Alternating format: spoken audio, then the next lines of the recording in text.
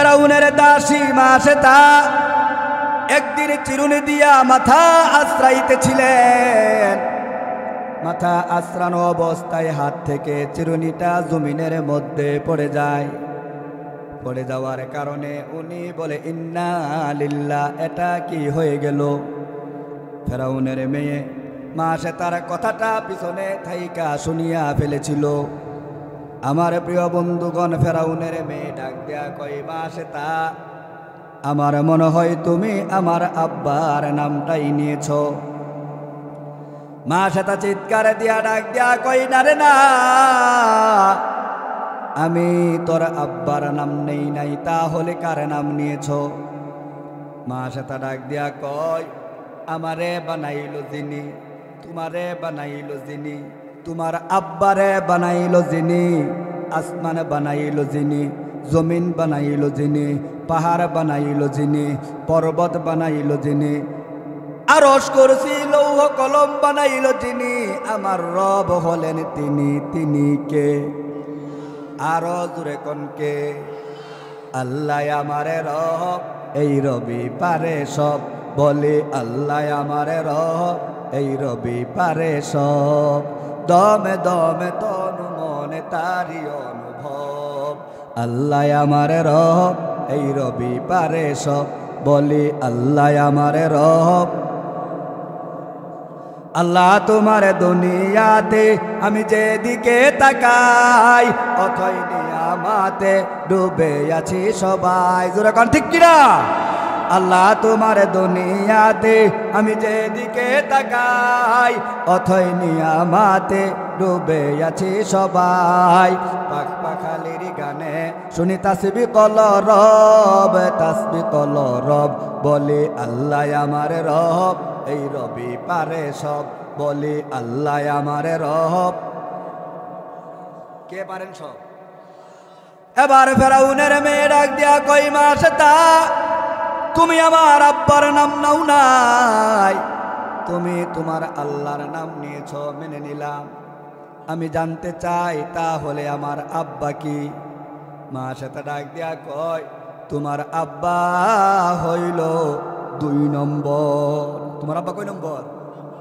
আচ্ছা কোন তো দিহি, আমারে কেউ যদি কয়, হুজুর ও আপনার আব্বা 2 নম্বর, আমি পারি আর না পারি, হ্যাঁ একটা দিয়া না এর সেন্টারটা ঠিক রাখতাম না। দূরে কোন ঠিক কিনা? মা শ্বেতা যে কইছে তোমার আব্বা 2 নম্বর, এই কথা শোনার পরে মা শ্বেতার রাগ, এই ফেরাউনের মেয়ের রাগ বাড়ছে না কমছে? আমার প্রাণের ভাইয়েরা, এবার ফেরাউনের মেয়ে চিৎকার দিয়া ডাক দিয়া কই, মা শ্বেতা, তুমি যে আমার আব্বারে আল্লাহ মানো না, এই কথাটা আমার আব্বার কাছে শোনাইবনি। মা শ্বেতা ডাক দিয়া কই, 1 বার না 2 বার না 100 বার শোনা। জোরে কোন সুবহানাল্লাহ। আমার প্রিয় বন্ধুগণ, মা শ্বেতা এখন নিজের পাওয়ারে কথা বলে না, এখন কথা বলে ইমানের পাওয়ারে। জোরে জোরে কোন ঠিক কিনা? যার ইমানের পাওয়ার যত বেশি, তার সাহস তত বেশি। যার ইমানের পাওয়ার যত বেশি, আমার আল্লাহ তাকে ভালোবাসেন বেশি। আমার আল্লাহ যাকে ভালোবাসেন বেশি, তাকে তত পরীক্ষা করেন বেশি। চিৎকার দিয়া কোন ঠিক কিনা? আল্লামা মিজানুর রহমান আজহারি বর্তমান জমানায় কথা বলে লোকের জোরে না, টাকার জোরে না, বিদ্যার জোরে না, ইমানের পাওয়ারে। চিৎকার দিয়া কোন ঠিক কিনা? এক কথা কইছে পরে সারা বাংলাদেশের মধ্যে হইচই লেগে গেছে গা। এক কথা কইছে পরে সারা বাংলাদেশের মধ্যে হইচই লেগে গেছে গা। উনারে নিয়ে হইচই করে আপনাদের কোনো লাভ হবে না। এমন কোনো গ্রাম নাই, এমন কোনো ইউনিয়ন নাই, এমন কোনো থানা নাই, এমন কোনো জেলা নাই, এমন কোনো মহল্লা নাই, এমন কোনো বিভাগ নাই যেই বিভাগে মিজানুর রহমান আজহারির ভক্ত নাই। চিৎকার দিয়ে এখন ঠিক কিনা? মিজানুর রহমান আজহারিকে নিয়ে কেউ বাজে মন্তব্য করবেন না। উনি এমন একটা স্বর্ণ, সেই স্বর্ণের কোনো তুলনা হয় না। উনার মতন একজন তাফসীর কারককে জালেম বাদশাহ উনারে দেশ ছাড়া করে রেখেছিল। আবার একটা গ্রুপ দাঁড়াইতেছে উনাকে দেশ ছাড়া করার জন্য। উনাকে যদি আবার দেশ ছাড়া করা হয়, মনে করে নিবেন বাংলার জমিনটা কারবালার ময়দানে পরিণত হয়ে যাবে। তারা কি মনে করেছেন এক একবার এক একটা করবেন, আপনারা অন্যায় করবেন, আমরা কইতে পারবো না? আমরা কইলেই আমাদের লাগামের মধ্যে হাত লাগায় ধরে রাখবেন? এটা হতেই পারে না। ইমানদার কাউরে ভয় পায় না। ভয় পাই কারে? আর জোরে কোন কারে? আমার প্রাণের ভাইয়েরা, ফেরাউনের মেয়ে দৌড়াইয়া চলে গেল ফেরাউনের কাছে, গিয়া কয় আব্বা ঘটনা বড় খারাপ, আমি জানি এবং মানি তুমি বড় একজন খোদা, তবে আমাদের ঘরে যে কাজের মেয়ে আছে এই মেয়েটা তোমারে আল্লাহ মানে না। এই কথা শোনার পর ফেরাউনের রাগ বাড়ছে না কমছে? কম না বেশি? ফেরাউনে ডাক দিয়া কই তাই নাকি রে, আমারটা খাইয়া আমারটা পরিয়া আমার ঘরে থাকিয়া আমারে আল্লাহ মানে না, এটা কখনো মেনে নেওয়া যায় না। ফেরাউন ডাক দিয়া কয় পাঠা আমার সন্ত্রাস বাহিনীগুলো পাঠা, যারা হাতুড়া দিয়া পিঠাই এই বাহিনী পাঠা, দুর্মুজ বাহিনী পাঠা, ইস্কন পাঠা, জোরে জোরে কন ঠিক কিনা? আমার প্রিয় বন্ধুগণ, ফেরাউন বলে দিল মাসে তার পাটা যেন জমিনের মধ্যে না লাগে, মাসে তাকে আমার দরবারে তুলে নিয়ে আয়। মাসে তাকে তুলে নিয়ে আসা হলো। এবার ফেরাউন ডাক দেয়া কয় মাসে তা আমি আমার মেয়ের কাছে খবর পাইলাম তুমি নাকি আমারে আল্লাহ মানো না। মাসে তা ডাক দেয়া কয় একবার না দুইবার না 100 বার তোমারে আমি আল্লাহ মানি না। জোরে কোন সুবহানাল্লাহ। এবার যে ফেরাউনের রাগ বাড়ছে, ও মারাত্মক বাড়ছে। ফেরাউনে চিৎকার দিয়া ডাক দিয়া কই মাসে তা তোর নিজের কপালটা নিজে পুড়ে দিলি, আমাকে যদি আল্লাহ মেনে নিতি তোরে খাবারের অভাব পড়তো না, আরামের অভাব পড়তো না, গাড়ি বাড়ির অভাব পড়তো না। মাসে তা ডাক দিয়া কই ফেরাউন জানি রে জানি এই দুনিয়াটাই আসল না, একদিন আমার সব কিছু শেষ হয়ে যাবে, আমিও মরে যাব। এত কিছু আমার পাওয়ার দরকার নাই, আমার আল্লাহকে যদি আমি পাই আমার কোনো কিছুর দরকার নাই। জোরে কোন সুবহানাল্লাহ। ফেরাউন ডাক দিয়া কই মাসে তা আমারে তুমি যে আল্লাহ মানো না তার পরিণাম কি হতে পারে তুমি জানো নে? মাসে তা ডাক দিয়া কই ফেরাউন জানি তোমাকে আল্লাহ না মানার কারণে তুমি আমাকে মেরেই ফেলতে পারো, এর বাহিরে অন্য কোনো কিছু করতে পারবে না। ফেরাউন ডাক দিয়া কই এমনিতেই মারবো না, তিলে তিলে তোরে মারবো। আগে তোর কুলের 2টা সন্তানকে মারবো, তারপর তোরে গরম তেলের মধ্যে চুবাইয়া মারবো। ফেরাউন ডাক দিয়া কই বড় একটা চুলা তৈরি কর, এই চুলার ভিতরে লাকড়ি ঢুকা, এই চুলার উপরে একটা বড় পাতিলা বসা, পাতিলার মধ্যে তেল ঢাল, লাকড়ির মধ্যে আগুন লাগাইয়া দে। যেই কথা সেই কাজ, লাকড়ির মধ্যে আগুন লাগাইয়া দিল। আগুন লাগাইয়া দেওয়ার কারণে, আগুনের তাপের কারণে চুলার তেলগুলো গরম হয়ে গেল।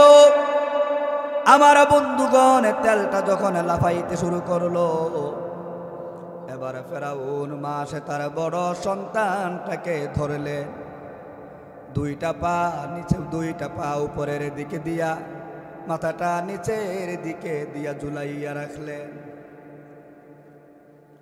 ছোট সন্তান চিৎকার দিয়া ডাক দিয়া কয় আম্মা কি এমন অপরাধ আমি করেছি যার কারণে আমার মাথাটা নিচের দিকে, পা 2টা উপরের দিকে দিয়া ঝুলাইয়া রাখছে? ছোট মেয়ে জানে না ইমান কি জিনিস।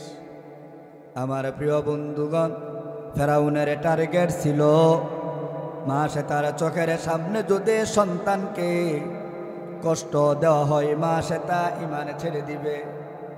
সম্মানিত বন্ধুগণ আমার, মা সে তার চক্ষু দিয়া বিন্দু পরিমাণে পানি আসলো না, কিন্তু সন্তানের বিরহের বেদনায় কলিজার মধ্যে দাউ দাউ করে আগুন লেগে গেছে। ও মুসলমান, ওরে আল্লাহর বান্দা, ঈমান কারে কই দেখেন? আসমানের নিচে জমিনের উপরে সব মানুষ আপনার কষ্ট মেনে নিতে পারে, আপনার জনম দরদি আম্মা আপনার কষ্ট মেনে নিতে পারে না। উদাহরণ নেন, এক্সাম্পল, দেখবেন 40 দিনের বাচ্চাগুলোকে টিকা কেন্দ্রে টিকা প্রদান করা হয়। জনম দরদি আম্মারা সন্তানগুলোকে টিকা কেন্দ্রে নিয়ে যায়, ডাক্তার বাচ্চার গায়ে টিকা দিবে, সিরিজের ভিতরে ঔষধ ঢুকায়, ছোট্ট একখানা সুই বাহির করে। জনম দরদি আম্মা সুইয়ের দিকে তাকাইয়া থাকে। সন্তানের শরীরের মধ্যে সুই ফুটানোর আগে মায়ের চক্ষু দিয়া জর জর করে পানি চলে আসে। জোরে জোরে কোন ঠিক কিনা? আমার প্রিয় বন্ধুগণ, ফেরাউন ডাক দিয়া কই, মা শয়তান, তোমার সন্তানগুলোকে যদি বাঁচাইতে চাও ঈমান ছেড়ে দাও, আমাকে খোদা বলে মেনে নাও। মা সেটা ডাক দিয়া কই, না রে না, যে আল্লাহকে আল্লাহ বলে জানতাম না, জান্নাত আছে জাহান্নাম আছে বিশ্বাস করতাম না, ওই আল্লাহকে রব বলে স্বীকার করে নিলাম, জান্নাত আছে জাহান্নাম আছে বিশ্বাস করে নিলাম। এই কলবের ভিতরে আল্লাহ ছাড়া দ্বিতীয় কাউকে জায়গা দিতে পারি না। জোরে কোন সুবহানাল্লাহ। আমার প্রাণের ভাইয়েরা, ফেরাউন এবার রাগে রাগান্বিত হইয়া মা সে তার বড় সন্তানটাকে গরম তেলের মধ্যে চুবা মারলেন। চুবা দিতে দেরি হলো, মা সে তার বড় সন্তানের গা থেকে চামড়াটা খসে পড়তে দেরি হলো না।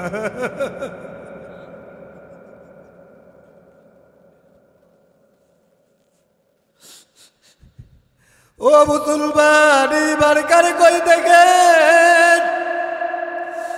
মায়ের চোখের সামনে বড় সন্তানটা 2-3 মিনিটের ভিতরে ছটফট ছটফট করে পরজগতের পানি চোবাইলে।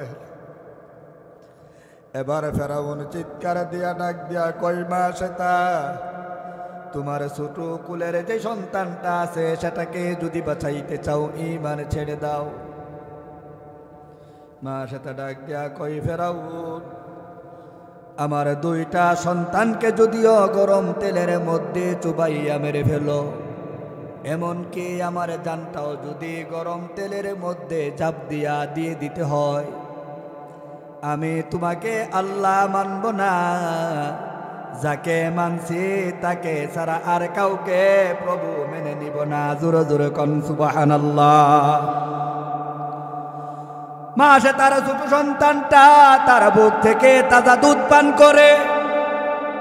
জনম দরদি আম্মা সন্তানের দিকে বারে বারে মায়ার নজর দিয়া তাকায়, আর মনে মনে কয়, পান কর, জীবনের শেষবারের মতো আমার বুক থেকে দুধ পান কর। মনে হয় না আমি আর কোনোদিন মা হয়ে তোকে বুক থেকে দুধ পান করাইতে পারবো।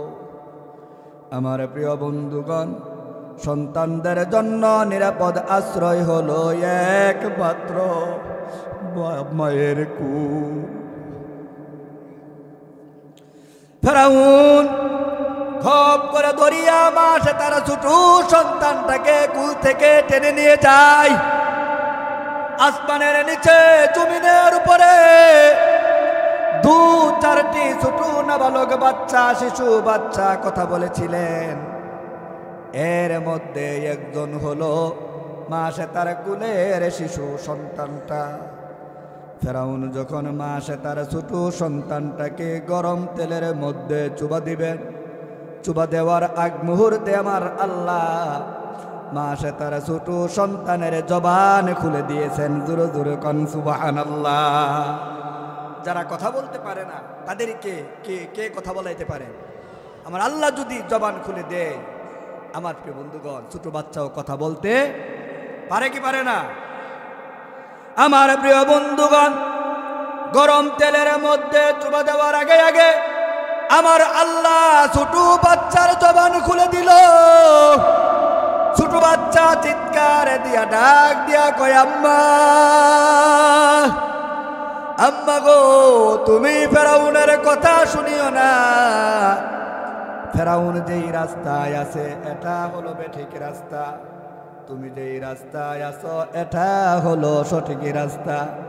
আম্মা, তুমি দেখতেছো গরম তেল, আর আমি দেখতেছি এই পাতিলার মধ্যে আমার আল্লাহর জান্নাত। জোরে জোরে কান সুবহানাল্লাহ। আমার প্রাণের ভাইয়েরা, মা সে তার চোখের সামনে দুইটা সন্তানকে গরম তেলের মধ্যে চুবাইয়া মেরে ফেলা হলো।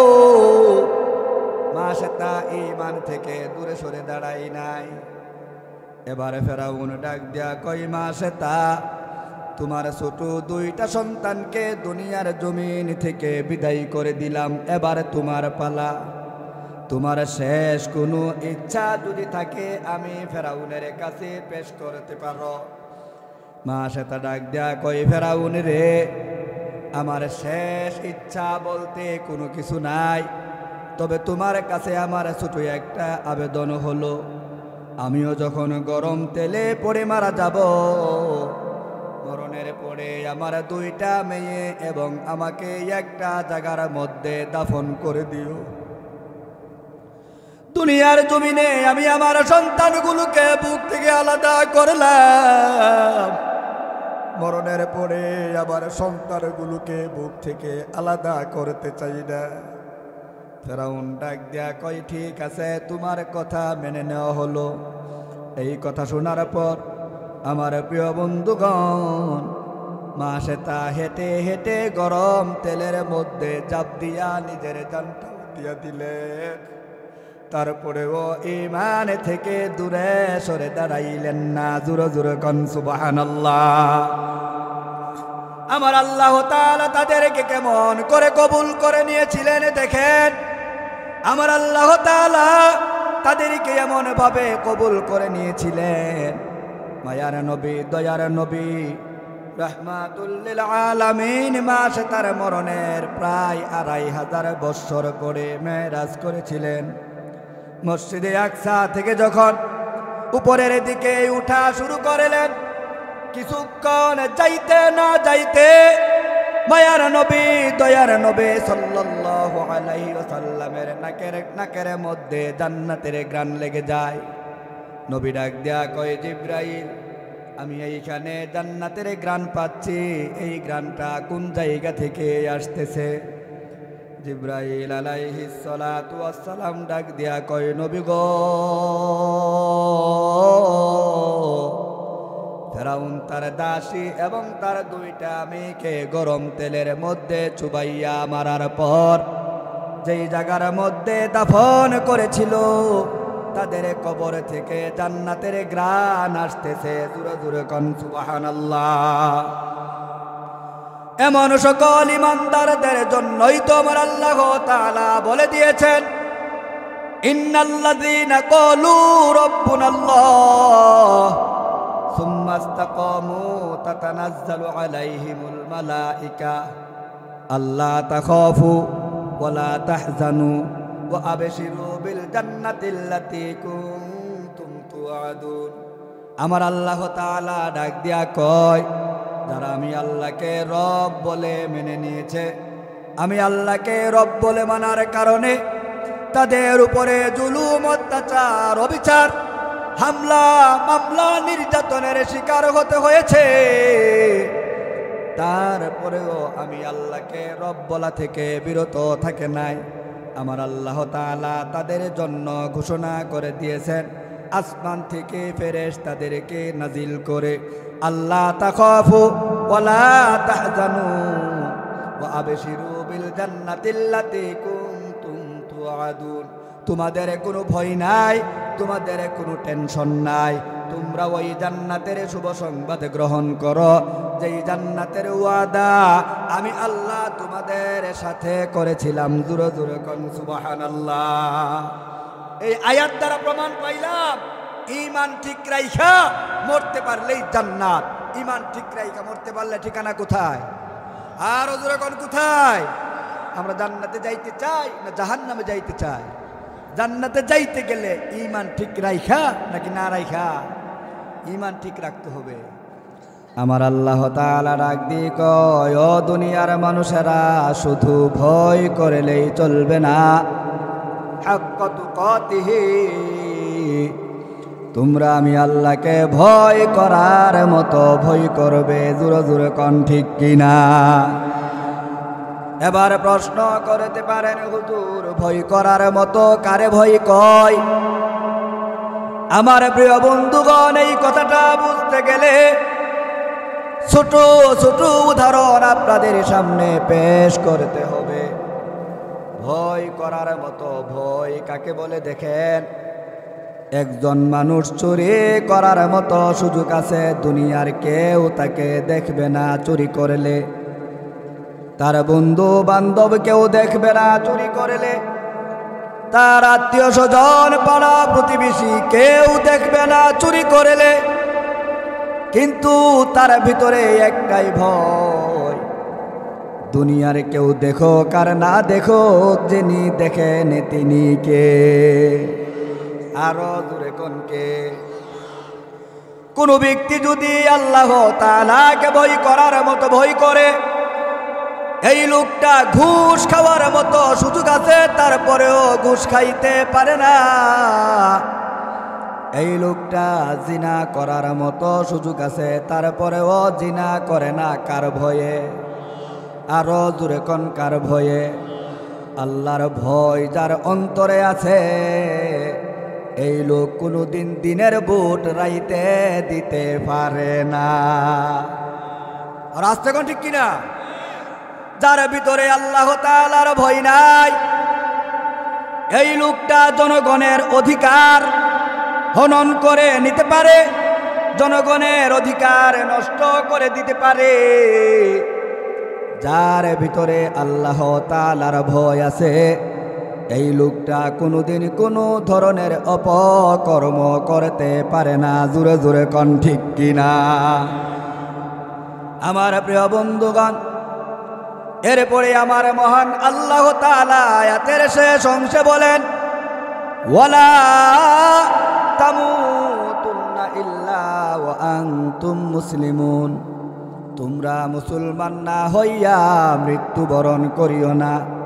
আমার প্রিয় বন্ধুগণ, আমার উস্তাদ যখন তাফসিরে জালালাইন শরীফ আমাকে পড়ান, এই আয়াতে কারিমা পড়ানোর পর আমার উস্তাদ ডাক দিয়া কয়, এই আয়াতে কারিমার মধ্যে চিকন একখানা কথা আছে। আমি আমার উস্তাদকে জিজ্ঞাসা করলাম, উস্তাদ এই আয়াতের মধ্যে চিকন কথাটা কি? আপনি আমাকে খুলে বলেন। আমার উস্তাদ আমাকে ডাক দিয়ে কয়, চিকন কথা কানা তুমি মনের কান দিয়া শ্রবণ করো। উস্তাদ ডাক দিয়া কয়, এই আয়াতে কারিমা যখন কাফের বেঈমানদের সামনে মায়ার নবী দয়ার নবী সাল্লাল্লাহু আলাইহি ওয়াসাল্লাম তেলাওয়াত করলেন, কাফের বেঈমানেরা ডাক দিয়া কয়, তোমার আল্লাহ কইছে মুসলমান না হইয়া অন্ধকার কবরে আসার জন্য, মৃত্যুবরণ করার জন্য। আমরা মুসলমান হইতাম না, আমরা মরতাম না। জোরে জোরে কন্যা আউযুবিল্লাহ। আমার প্রিয় বন্ধুগণ, এই আয়াতের মর্ম অর্থ দাঁড়ায়, ভালো মানুষ না হয়ে অন্ধকার কবরের দিকে আসিও না। ভালো মানুষ না হয়ে যদি অন্ধকার কবরে আসো, জিনার গুনাহ নিয়া, সুদের গুনাহ নিয়া, ঘুষের গুনাহ নিয়া, চোরে বাটপারের গুনাহ নিয়া, কালভার ব্রিজ মারিয়া খাইছো, এই সকল গুনাহ নিয়া যদি অন্ধকার কবরে আসো, আমার ফেরেশতারা তোমাদেরকে ছাড় দিবে না। জোরে জোরে কোন ঠিক কিনা? সম্মানিত বন্ধুগণ আমার, দুনিয়ার জমিনে মানুষ অপরাধ করলে সেই অপরাধ থেকে মুক্তি পাওয়ার ব্যবস্থা আছে। অপরাধ অনুযায়ী তার শাস্তি দেওয়ার ব্যবস্থা আছে। আমি দুনিয়ার জমিনে দেখেছি অনেক সময় কোর্টের মধ্যে বিভিন্ন রকমের শাস্তি দিয়া আসামিগুলোকে কোর্টের মধ্যে তোলা হয়। আমি এক পুলিশকে জিজ্ঞাসা করালাম, কিছু আসামিরে দেখলাম গলার মধ্যে লোহার কড়াই, হাতের মধ্যে হ্যান্ডকাপ, আবার পায়ের মধ্যে ডান্ডা বিড়ি কেন লাগাইছেন? আবার কিছু আসামিরে দেখলাম শুধু হাতের মধ্যে হ্যান্ডকাপ লাগাইছেন, তার পায়ের মধ্যে গলার মধ্যেও কোনো ধরনের শাস্তির ব্যবস্থা নাই। একই কোর্টের মধ্যে দুই ধরনের শাস্তি দেওয়া হলো কেন? পুলিশ আমাকে জবাব দেয়, হুজুর, যার যেমন অপরাধ তার তেমন শাস্তি হয়ে থাকে। আমার প্রাণের ভাইয়েরা, দুনিয়ার জমিনে যদি অপরাধের মাত্রা বেশি হয়, তার শাস্তির মাত্রাটাও বেশি হয়। এই দুনিয়ার জমিনে কোর্টের মধ্যে উঠানো হলে উকিল পাওয়া যায়, মুক্তার পাওয়া যায়, জজ পাওয়া যায়, ব্যারিস্টার পাওয়া যায়। আমি আর আপনি যদি অন্ধকার কবরের ভিতরে গিয়া বিপদে পড়ে যাই, ওই জায়গার মধ্যে আপন বলতে কেউ নাই। জোরে জোরে কোন ঠিক কিনা? ওই জায়গার মধ্যে একমাত্র আপন হলো নেক আমল। তাই তো আমার আল্লাহ তাআলা কুরআনুল কারীমের অপর আয়াতের মধ্যে বলে দিয়েছেন, ইয়া আইয়ুহাল্লাযীনা আমানু হাল আদুল্লুকুম আলা তিজারাতিন তুনজিকুম মিন আযাবিন আলীম। আমার আল্লাহ তাআলা ডাক দিয়ে কয়, হে ঈমানদারেরা, আমি আল্লাহ তোমাদেরকে এমন একটা ব্যবসার কথা বলবো না নাকি, যেই ব্যবসা করলে ব্যবসার দ্বারা তোমাদেরকে মর্মান্তিক আযাব থেকে মুক্তি দেওয়া হবে। আমার প্রাণের ভাইয়েরা, যেই ব্যবসা করলে মর্মান্তিক শাস্তি থেকে মুক্তি পাওয়া যায়, এই ব্যবসা আমার আপনার করার দরকার আছে না নাই? সম্মানিত বন্ধুগণ আমার, দুনিয়ার জমিনে মানুষ ব্যবসা করে, এই ব্যবসার মধ্যে লাভ আছে, লস আছে। এই ব্যবসার মধ্যে চুরি আছে, বাটপারি আছে, এই ব্যবসার মধ্যে ধোঁকা আছে। আমার আল্লাহ তাআলা ডাক দিয়ে কয়, বান্দা, আমি আল্লাহ তোমাদেরকে এমন একটা ব্যবসার কথা বলবো, যে ব্যবসার মধ্যে লাভ আছে, লসের কোনো কারবার নাই। জোরে জোরে কোন সুবহানাল্লাহ। যে ব্যবসার মধ্যে শুধু লাভ আছে, লসের কোনো কারবার নাই, এমন ব্যবসা কেউ কি হাতছাড়া করতে চায়? যেই ব্যবসার মধ্যে শুধু লাভ আর লাভ, লসের কোনো কারবার নাই, এই ব্যবসা দুনিয়ার জমিনে কোনো মানুষ হাত ছাড়া করতে চাই না। আসেন দেখি এই ব্যবসাটা কিভাবে করা যায়। কয়েকটা জিনিসের বিনিময়ে, সমন্বয়ে এই ব্যবসাটা পরিচালনা করতে হবে। আমার আল্লাহ তাআলা বলেন, তুমিনুনা বিল্লাহি ওয়া রাসূলিহি। এক নাম্বার হলো আল্লাহ এবং আল্লাহর রাসূলের প্রতি ঈমান আনতে হবে। জোরে জোরে কোন ঠিক কিনা? আল্লাহ এবং আল্লাহর রাসূলের প্রতি ঈমান আনতে হবে। আমার প্রাণের ভাইয়েরা, এবার আমি জানতে চাই, ঈমান কম দামি না বেশি দামি? আওয়াজ দিয়ে, ঈমান কম দামি না বেশি দামি? যেই জিনিস যত দামি হয়, এই দামি জিনিসের পিছনে দুশ্মন তত বেশি হয়। ঈমান নামি এবং দামি হওয়ার কারণে আমার প্রিয় বন্ধুগণ, যুগে যুগে মুসলমানদের ঈমান ধ্বংস করার জন্য কাফের বেঈমানেরা মুসলমানদের পিছনে লেগেছিল। ঈমান নামী এবং দামি হওয়ার কারণে মূসা আলাইহিস সালাতু ওয়াস সালামের সময় কুখ্যাত ফেরাউন মুসলমানদের ঈমান ধ্বংস করার জন্য লেগেছিল। ঈমান নামী এবং দামি হওয়ার কারণে আল্লাহর খলিল ইব্রাহিম আলাইহিস সালাতু ওয়াস সালামের সময় কুখ্যাত নমরুদ মুসলমানদের ঈমান ধ্বংস করার জন্য লেগেছিল। ঈমান নামী এবং দামি হওয়ার কারণে আল্লাহর পয়গম্বর মুহাম্মাদুর রাসূলুল্লাহ সাল্লাল্লাহু আলাইহি ওয়াসাল্লামের সময় আবু জাহেল, আবু লাহাব, উতবা, সাইবা, ওয়ালিদ ইবনে মুগীরার মতো সন্ত্রাসী বাহিনীরা মুসলমানদের ঈমান ধ্বংস করার জন্য লেগেছিল। আমার প্রাণের ভাইয়েরা, মুসলমানেরা যুগে যুগে ঈমানের পরীক্ষা দিয়েছে। ঈমান ঠিক রাখতে গিয়া অনেক আল্লাহর বান্দা বান্দিদের বাড়ি ছাড়তে হয়েছে, ঘর ছেড়ে দিতে হয়েছে। আত্মীয় স্বজন, পাড়া প্রতিবেশী, ছেলে মেয়ে, এমনকি নিজের জান পর্যন্ত বিসর্জন দিতে হয়েছে। তারপরেও তারা ঈমান থেকে দূরে সরে দাঁড়াই নাই। জোরে জোরে কোন ঠিক কিনা? আমার প্রিয় বন্ধুগণ, ঈমান ঠিক রাখতে গিয়া যে সকল আল্লাহর বান্দা বান্দিরা নিজেদের জান পর্যন্ত কুরবান করে দিয়েছিলেন, তাদের মধ্যে অন্যতম হলো মূসা আলাইহিস সালাতু ওয়াস সালামের জমানায় ফেরাউনের দাসী মা শ্বেতা। জোরে জোরে কোন ঠিক কিনা? আমার প্রিয় বন্ধুগণ, ফেরাউন মানে হলো জালেম, আর জালেম মানেই হলো ফেরাউন। এই ফেরাউনের উত্তরসূরি সারা পৃথিবীতে এখনো আছে না নাই? আরো জোরে কোন আছে না নাই? এই ফেরাউনের উত্তরসূরিরা সারা পৃথিবীতে মুসলমানদের উপরে এখনো পর্যন্ত নির্যাতন চালাচ্ছে।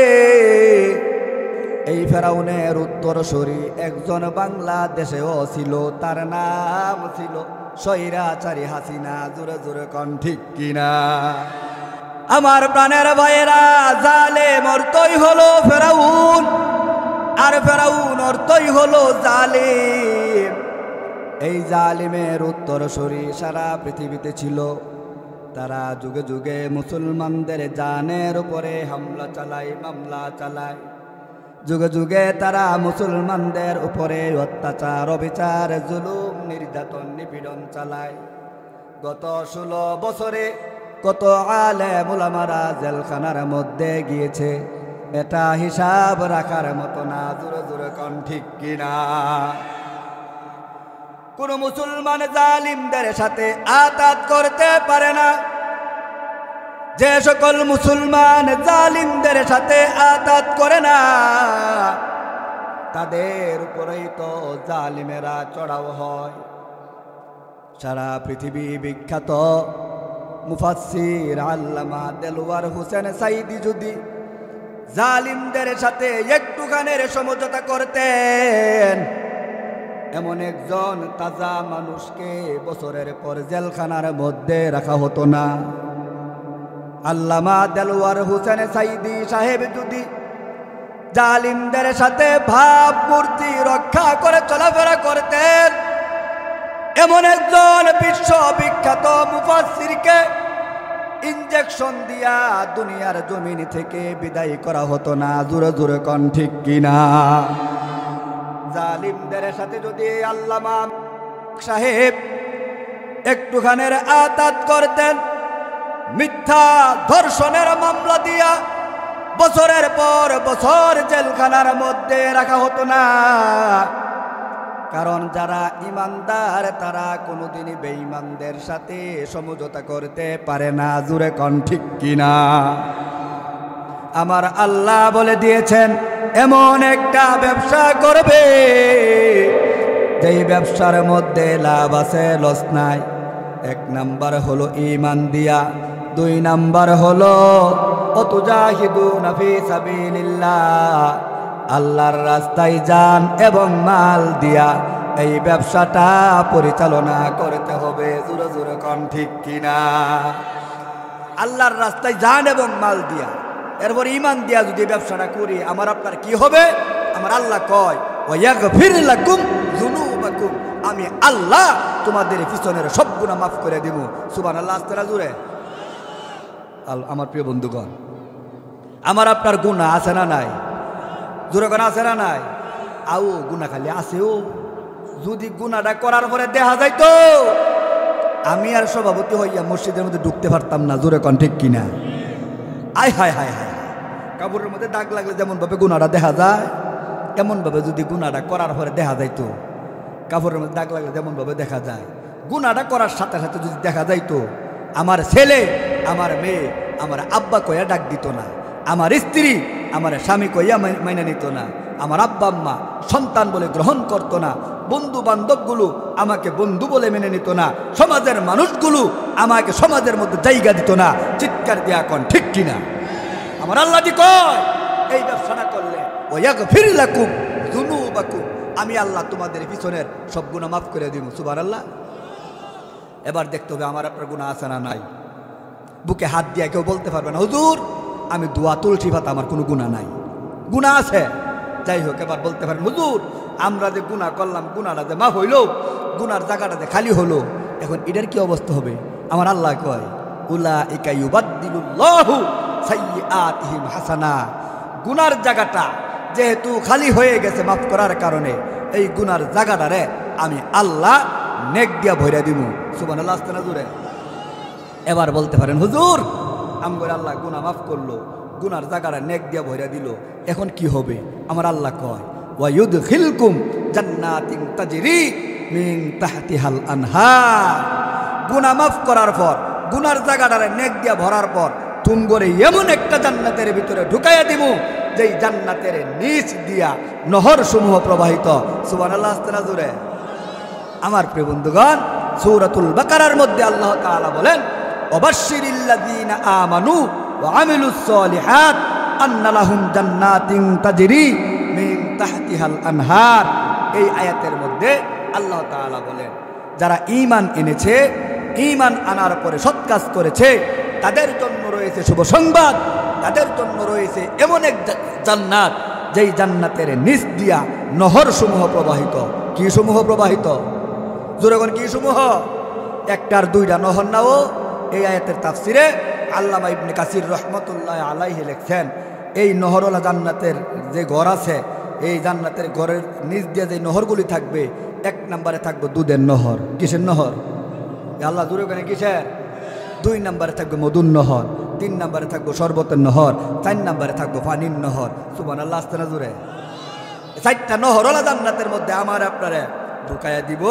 ঢুকানোর পরে আল্লাহ তাআলা একটা ঘোষণা করবেন মা তাশতাহি আনফুসুকুম, বান্দারে যতক্ষণ মন চাইবে ততক্ষণ পান করবে, যখন মন চাইবে তখন পান করবে, যা মন চাইবে তাই পান করবে, অভাব বলতে কোনো কিছু থাকবে না। চিৎকার দিয়া কোন ঠিক কিনা? যেহেতু অভাব বলতে কোনো কিছু থাকবে না, এই অভাবমুক্ত জান্নাতের মধ্যে আমাকে আপনাকে যেতে হবে। গত কয়েক বছর আগে একটা স্লোগান দিছিল, বেশি করে আলু খান ভাতের উপর চাপ কমান। জোরে জোরে কোন ঠিক কিনা? এখন স্লোগান পাল্টাইলে তুইব বেশি কইরা ভাত খান আলুর উপরে চাপ কমান। চিৎকার দেয়া কোন ঠিক কিনা? 80 টাকা কেজি আলু খাইছি। জোরে কোন ঠিক কিনা? এরপর মনের মধ্যে কষ্ট নাই, এই 80 টাকা কেজি আলু খাইছি কাউয়া কাদেরের বরকতে। জোরে কোন ঠিক কিনা? তারা ক্ষমতা থেকে যাওয়ার আগে পেপার পত্রিকায় খালি পাইছি উন্নয়ন আর উন্নয়ন, এখন দেখি নেত্রী হইল আউলিয়া, দেশ করে গেছে দেউলিয়া। চিৎকার দিয়ে কোন ঠিক কিনা? মনের দুঃখে কথাগুলো বলতে হয়। এই বেয়াদবগুলোর জন্য বহু জায়গার মধ্যে মাইক নিয়ে কথা কইতে পারছি না। ও বাংলাদেশের যে কোনো এক জেলার মধ্যে গেছিলাম, এক গায়িকার ব্যাপারে কথা কইছি। নর্তকী 300 টাকা দিলে 3 দিন গান গাওয়ান গেছে।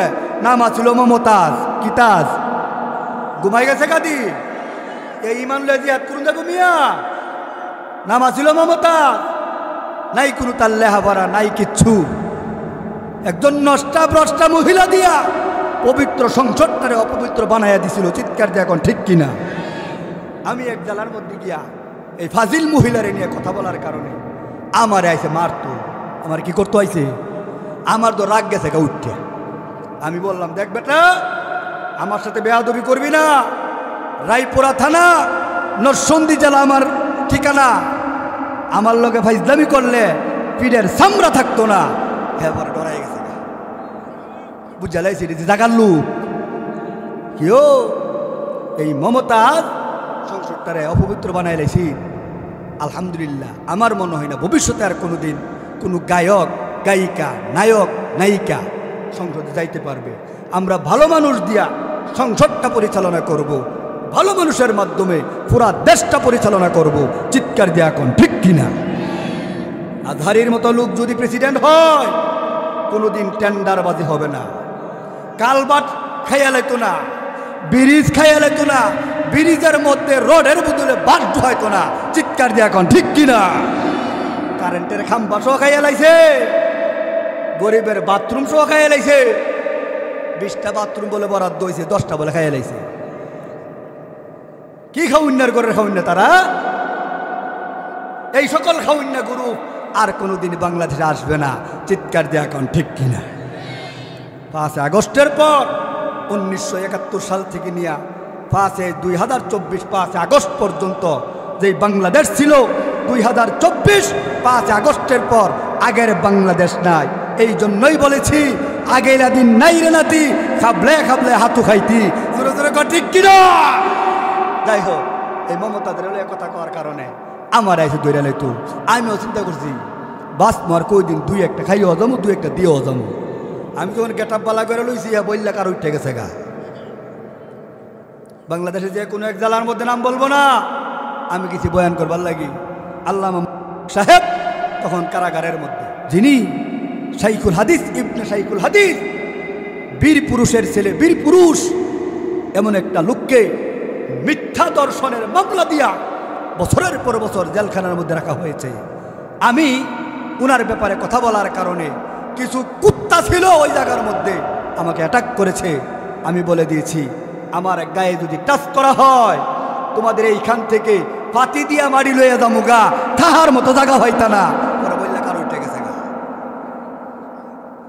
চিন্তা করে দেখি, পিছনে যেহেতু কেউ নাই, নিজের সাহসই তো সাহস। আল্লাহ তাআলা আমাদের সকলকে দিনের উপর অটল অবিচল থাকার মতো তৌফিক দান করুক। সকলে বলি আল্লাহুম্মা আমিন।